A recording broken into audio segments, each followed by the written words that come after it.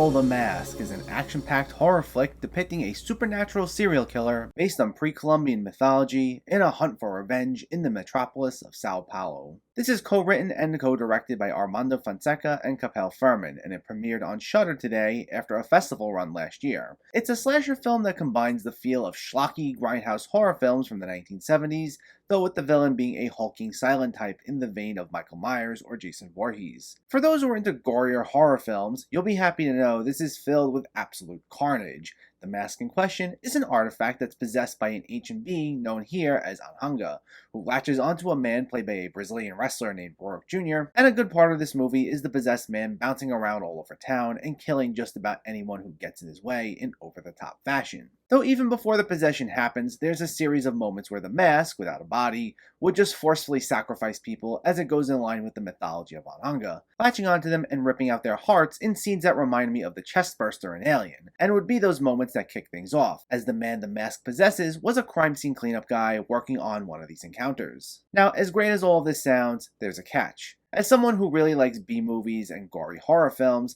I really wanted to like this movie. The problem I ultimately have, though, is that it's an absolute mess anytime it's not focused on this mask causing havoc. And the thing is, it's quite often. This is one of those movies that needed to keep its story simple, as most slashers do. But instead, it goes for one of the most convoluted plots I can recall in quite some time, cutting back and forth between a ton of different characters who have some sort of vague connection to the mask while it's out and about.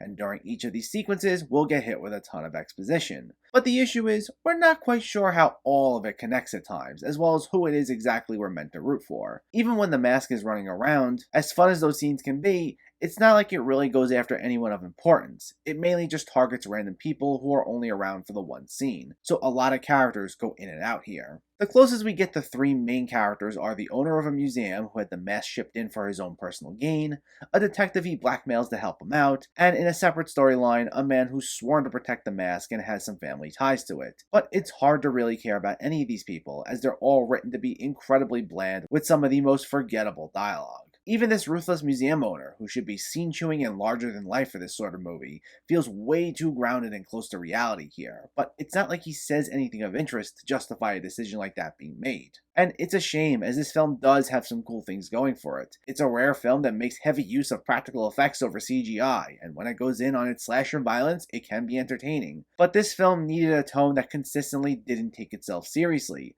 Yet it gets way too bogged down in confusing exposition that we ultimately couldn't care about, with characters who aren't written to have any sort of dramatic weight whatsoever. So by the end, I felt next to nothing, so as fun as the action scenes were, they were by no means enough to make up for the film's faults. So unfortunately, it makes this one of the weakest Shudder originals of the year so far.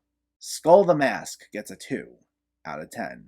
So let me know, did you see Skull the Mask, or are you planning to see it, and what were your thoughts? Were you able to follow this story? Do you have a favorite supernatural horror movie? Let me know in the comments below so we can discuss. Also, if you enjoyed this video, please like it and share it, and for more movie reviews and film discussion, please make sure to hit that subscribe button to stay updated. Thanks for watching everyone, and keep having fun with film.